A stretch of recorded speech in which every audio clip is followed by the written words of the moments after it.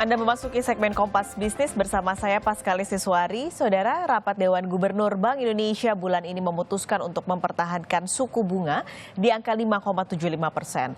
Keputusan ini jadi respons BI untuk menjaga stabilitas dan mendorong pertumbuhan ekonomi Indonesia. Kita akan bahas pagi ini bersama Kepala Departemen Kebijakan Ekonomi dan Moneter Bank Indonesia, Shodikin M. Juhro. Halo Pak Shodikin, apa kabar Pak? Alhamdulillah baik, selamat pagi Mbak Paskalis. Selamat pagi juga Pak. Sebelum kita bicara detail soal keputusan BI akhirnya mempertahankan suku bunga, kita bicara dulu soal kondisi ekonomi secara global Pak. Ini sebenarnya masih ada bayang-bayang resiko. Misalnya ada kebijakan zero covid Tiongkok, meskipun di saat yang sama kalau kita lihat inflasi global mulai melambat dan ketidakpastian pasar mulai mereda. Nah, BI melihat kondisi global saat ini seperti apa Pak? Ya, jadi begini, kalau kita melihat nuansa saat ini hampir tidak jauh berbeda dengan yang sebelumnya kami perkirakan mengenai ketidakpastian ya. Jadi ketidakpastian itu masih tinggi di global itu. Namun kali ini kami memproyeksikan atau melihat bahwa perekonomian global ini berpotensi lebih baik dari perkiraan awal. Beberapa indikator, misalkan kalau kita lihat dari pertumbuhan ekonomi global ya, kita pertama semula memperkirakan 2,3% ya. Ini berpotensi bisa sampai 2,6%. Juga kalau kita melihat ini apa faktornya? Faktornya tentunya di sini salah satunya adalah karena revisi perekonomian Tiongkok yang semula itu 4,6 hingga diproyeksikan lebih tinggi bisa menjadi 5,1 karena memang di sana ada pembukaan ekonomi pasca penghapusan zero covid policy yang memberikan impact kepada atau spillover positif kepada perekonomian dunia sebagai mitra perdagangan dan sebagainya. Kalau dari sisi resesi tentunya masih ada potensi di beberapa negara maju di dunia. Nah, dengan konteks itu kita melihat bagaimana inflasinya. Inflasi ini kalau kita melihat dengan ekonomi yang tidak setinggi tahun 2022, ini agak melambat memang. Inflasinya melanggar karena memang ada perbaikan gangguan rantai pasokan ini sudah mulai membaik. Nah, tadi dengan Tiongkok yang mulai membaik juga, tentunya ini akan memperbaiki supply chains-nya dari sisi global. Nah, ini tentunya menjadikan inflasi ini tentunya akan sedikit dari sisi supply tertangani. Nah, walaupun memang masih pada level yang tinggi. Nah, dengan konteks inflasi yang agak mereda tadi, Mbak Paskalis, ini tentunya kita melihat kebijakan moneter ketat ini juga diperkirakan sudah mendekati titik puncaknya gitu. Kalau kita lihat inflasi sudah melalui titik puncaknya, tentunya respon kebijakan yang hawkish ya atau yang terlalu peningkatan suku bunga dari policy rate dari negara-negara maju itu memang sudah mulai titik puncaknya dan tetapi memang masih dia akan stay karena memang inflasinya masih ada di atas target jangka menengahnya. Jadi higher for longer itu masih akan terjadi tetapi tidak tinggi lagi karena inflasi sudah mencapai puncaknya. Nah, dengan konteks itu maka ini diharapkan ketidakpastian di pasar keuangan global juga akan menurun dan sentimen untuk aliran modal masuk ke dalam emerging market juga akan lebih baik dan termasuk di Indonesia. Nah, ini tercermin kepada beberapa saat terakhir ya, Januari, Februari ini aliran masuk terutama portofolio investment ke Indonesia cukup besar dan ini mendorong atau mengurangi tekanan pada rupiah bahkan membuat apresiasi nilai tukar rupiah. Demikian itu kondisinya Mbak Paskalis. Ini berarti akan menular nggak Pak Shodikin ke ekonomi dalam negeri?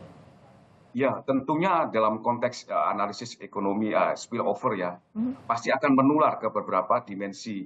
Karena kita melihat dari beberapa channel ya, channel dari tadi kalau kita melihat spillover global itu ada channel dari jalur komoditas ya, atau jalur perdagangan, atau juga yang lainnya adalah jalur pasar keuangan. Dari sisi jalur komoditas maupun perdagangan tentunya dengan perbaikan ekonomi Tiongkok ya tadi yang tentunya ini akan mendorong potensi ekspor Indonesia ke Tiongkok karena seperti diketahui porsi ekspor Indonesia ke Tiongkok itu cukup besar, hampir sekitar 21% ya. Dengan kalau ekonomi Tiongkok itu kembali bergairah gitu ya, konsumsi meningkat tentunya ekspor untuk memenuhi kebutuhan domestik Tiongkok akan besar dan memberikan dorongan kepada ekspor di dalam barang-barang yang menjadi andalan Indonesia seperti ekspor CPO, kemudian biji logam ya, untuk mendorong perkembangan manufaktur di Tiongkok. Nah, ini tentunya kondisi ini kalau ekspor ini berkembang, tentunya akan merambat memberikan dampak positif kepada konsumsi tentunya ya, permintaan meningkat. Nah, di Indonesia ini kita syukuri karena kita sudah ada penghapusan PPKM ya, kita masuk pandemi era yang tentunya ini akan mendorong konsumsi masyarakat juga, dan ini akan memberikan feedback yang positif sehingga ekonomi akan tumbuh lebih besar. Kalau kita perkirakan itu bisa bias ke atas dari kisaran kita 4,5 sampai 5,3 lah, kita bisa bias ke kisaran atasnya. Demikian itu Mbak Paskalis. Oke, Kalau tadi berarti dari sisi keuangan bagus juga. ini ada prediksi ada spillover atau tadi dari dampak ekonomi global. Melihat data yang baru saja dirilis juga oleh BPS soal PDB Indonesia 2022 ada di angka 5,3%, begitu juga dengan inflasi yang angkanya turun di bulan Januari. Kedepannya apakah data yang baik ini akan terus terjadi Pak di ekonomi dalam negeri? Iya. Jadi pertama yang harus kita syukuri bahwasanya ekonomi kita itu sangat resilient gitu ya. Kita mencapai 5,3% di era yang sulit ini, tekanan global dan ketidakpastian itu adalah capaian yang luar biasa yang harus diapresiasi, kerjasama dari sinergi dari pemerintah, Bank Indonesia, semua instansi terkait yang mendorong perekonomian kita. Kita bisa tumbuh ekonomi kita, ini tentunya menunjukkan bahwasanya ekonomi kita cukup resilient dan siap untuk tumbuh lebih baik lagi. Ya, 5,3% di tahun 2022 ini. Inflasi juga gitu, walaupun kita ada pengaruh dari kenaikan harga global waktu itu ya, kemudian harga minyak yang mendorong penyesuaian harga BBM, kita cukup terkendali ya. Kita tumbuh inflasi kita sekitar 5,3% juga. Ini tentunya adalah hasil yang bagus karena kita awalnya memproyeksikan ini lebih tinggi dari itu, konsensus forecast itu 6,5%. Kita juga memperkirakan sekitar itu. Nah, dengan konteks ini kita menunjukkan ekonomi kita syukuri cukup resilience, dan ini ke depan kita tahun ini kalau kita tahun 2023 ini kita harapkan itu ada di cenderung bias di kisaran atas dari 4,5 sampai 5,3, bahkan ini bisa berlanjut sampai tahun 2024. Tentunya dorongan tadi permintaan domestik yang di dalam negeri ini yang kuat ya, masyarakat juga kalau kita melihat dari sisi ekspor topangan tadi, walaupun ekonomi global sedikit tidak setinggi tahun lalu, tetapi ekspor kita masih mempunyai produk-produk andalan. Nah, inilah yang menjadikan ekonomi kita siap untuk tumbuh lebih baik lagi ke depan. Ini mungkin juga akhirnya yang membuat Bank Indonesia bulan ini mempertahankan suku bunga setelah dari Agustus nih Pak, kan naik terus akhirnya mempertahankan suku bunga. Tapi apalagi sebenarnya pertimbangan kenapa menstop kenaikan suku bunga di bulan Februari ini? Pak Solikin, nanti kita ngobrol lagi usai jeda dan jangan kemana-mana saudara. Sapa Indonesia Pagi, Kompas Bisnis akan segera kembali.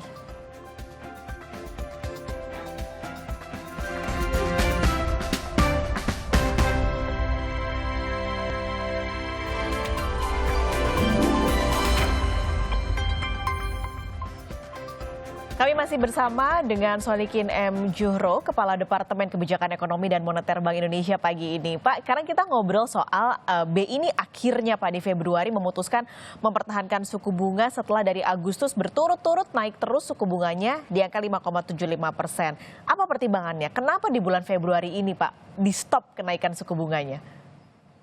Jadi pertama yang harus kita pahami adalah bahwasanya stans kebijakan Bank Indonesia ini selalu konsisten ya, preemptive dan forward looking. Ini yang menjadi kita jaga. Sehingga dalam konteks keputusan yang lalu adalah untuk memastikan terus berlanjutnya penurunan ekspektasi inflasi dan inflasi ke depan. Ini latar belakangnya Mbak Paskalis. Kalau kita lihat dari bagaimana kami sampaikan tadi, IHK ya, inflasi IHK itu sampai Desember sudah mencatat 5,51% tahun 2022, dan bahkan di dalam Januari ini juga sudah menurun 5,28%. Nah, tentunya ini adalah harus kita jaga terus. Kemudian kalau kita lihat dari sisi ekspektasi inflasi juga sudah mulai menurun ya. Dan ini tentunya menjaga stabilitas ini adalah harga mati gitu. Nggak bisa ditolak-tolak, nggak bisa dihentikan, sehingga kita memastikan itu yang harus kita upayakan. Termasuk melalui bagaimana kita mengawal untuk pengelolaan atau pengendalian harga pangan melalui Gerakan Nasional Pengendalian Inflasi Pangan. Nah, konteks stans kebijakan tentunya juga harus memperhatikan pertumbuhan ya. Kita melihat bahwasanya while ini sudah cukup untuk mengawal memastikan inflasi ke bawah, turun terus ke dalam sasarannya, dan juga ini harus juga memberikan positif potential gains kepada upaya untuk menjaga pemulihan ekonomi. Nah, inilah yang kita sampaikan kenapa kemarin disampaikan bahwa stans kebijakan tetap ini untuk mempertahankan bahwasanya inflasi stabilitas terjaga, sementara kita bicara untuk juga dalam rangka mendukung pemulihan ekonomi yang sedang berlangsung untuk lebih kuat lagi. Demikian, Mbak. Ini targetnya adalah 3 plus minus 1% untuk inflasi, sekarang angkanya di 5,28. Nanti berbaginya gimana Pak dari kebijakan moneter, dan tadi Pak Solikin juga sempat sebut ada Gerakan Nasional Pengendalian Pasar atau GNPP. Ini nanti bagaimana pembagian tugasnya begitu? Ya. Jadi konteks kita nanti kita harapkan bahwasanya angka yang kenapa di atas lebih 5%? Karena memang pada saat itu ada penyusunan harga BBM yang dilakukan pada bulan September. Nanti setelah September nanti itu base year-nya turun, Mbak. Jadi diharapkan memang di semester 2 itu sudah inflasi akan rendah. Tetapi itu kita lihat concern kita saat ini adalah juga terkait dengan harga pangan. Harga pangan, ketahanan pangan ini adalah esensi dari kesejahteraan masyarakat yang harus kita kawal. Nah, tentunya melalui Gerakan Nasional Pengendalian Inflasi ini, kita untuk inflasi pangan, kita bersama dengan pemerintah untuk mengawal dan Bank Indonesia menginisiasi gerakan ini bekerjasama dengan kementerian dan KL terkait untuk mengawal harga pangan untuk terkendali di seluruh Nusantara. Nah, ini kita bagi-bagi tugas karena konteks menjaga inflasi, menjaga stabilitas itu adalah harga mati, dan itu kita lakukan secara sinergi bersama kementerian dan lembaga terkait. Nah, ini selain mengawal inflasi untuk bisa mencapai target, tentu juga tugas lain adalah mendorong pertumbuhan, lalu juga menjaga stabilitas, Pak Solikin. Adakah ke depan, Pak, target-target ataupun kebijakan yang akan ditempuh tidak hanya bersama pemerintah, tapi juga LPS, OJK dalam KSSK, ini apa lagi yang akan ditempuh? Ya, jadi konteks untuk mendorong keberhasilan pemulihan ekonomi itu adalah ada 3 kunci. Pertama, kita melakukan secara konsisten, ya. Yang kedua, kita lakukan dengan inovasi, breakthrough kebijakan yang kita sudah sampaikan tadi beberapa melalui langkah-langkah kebijakan Bank Indonesia. Dan ketiga ini yang penting adalah sinergi, Mbak. Sinergi tentunya kita tidak hanya mengawal tadi. Konteks stabilitas itu harus hand in hand berjalan dengan upaya untuk mendorong pemulihan ekonomi. Konteks stabilitas pun juga harus kita lakukan tadi secara sinergi. Kita bersama dengan Kementerian Keuangan, dengan OJK, dengan LPS di dalam Komite Stabilitas Sistem Keuangan untuk menjaga bagaimana ekonomi kita itu resilience terhadap gejolak-gejolak global, termasuk tekanan-tekanan nilai tukar yang bisa memberikan dampak kepada ketidakstabilan makroekonomi. Lah, ini yang kita jaga terus, dan kita berupaya tentunya optimis bahwasannya dengan sinergi ini stabilitas itu terjaga, sementara kemudian juga upaya-upaya untuk mendorong perekonomian, mendorong sektor-sektor yang prioritas ini dapat kita lakukan dengan baik supaya ekonomi kita tumbuh dengan lebih resilient, lebih kuat, seperti itu. Baik, terima kasih Pak Solikin sudah berbagi pagi ini di Kompas Bisnis Sapa Indonesia Lagi.